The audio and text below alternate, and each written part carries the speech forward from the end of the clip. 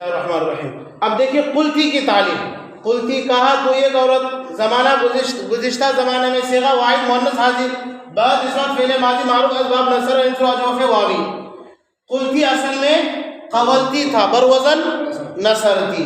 قاعدہ، قالا کا قاعدہ، ہر وہ واو جو متعلق و ماقبل مفتوح لہذا اس واو کو الف سے بدل دیں گے، کیا ہوا؟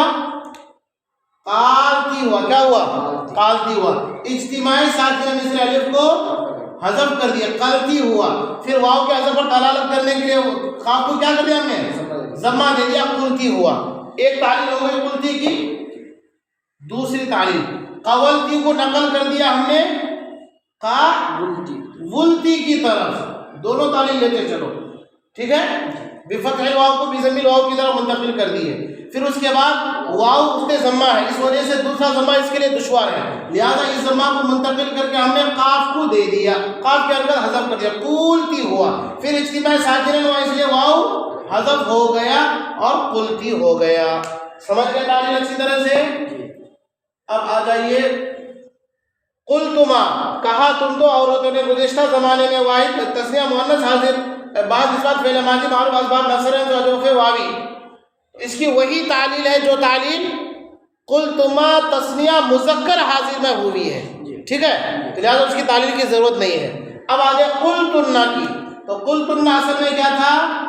نصرتنا کے وزن پر قولتنا، قولتنا۔ قاعدہ، قالا کا ہر وہ واو جو متعلق و ماقبل مفتوح لہذا اس واو کو الف سے بدل دیا، قالتنا ہوا۔ پھر اجتماع ساکنن ہوا، اس لیے الف کو ہم نے حذف کیا، کیا ہوا؟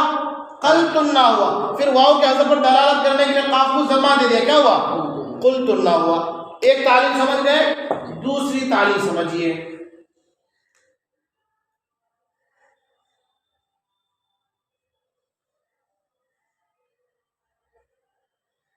قولتنا سے نقل کر کے قولتنا کے پاس لے آئے،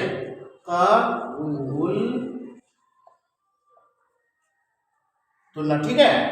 اس کے بعد واو اس پہ ضمہ ہے، اس لیے دوسرا ضمہ دشوار ہے، لہذا واو کے ضمہ کو منتقل کر کے قاف کو دے دیا، قاف کی حرکت حذف کر دیے۔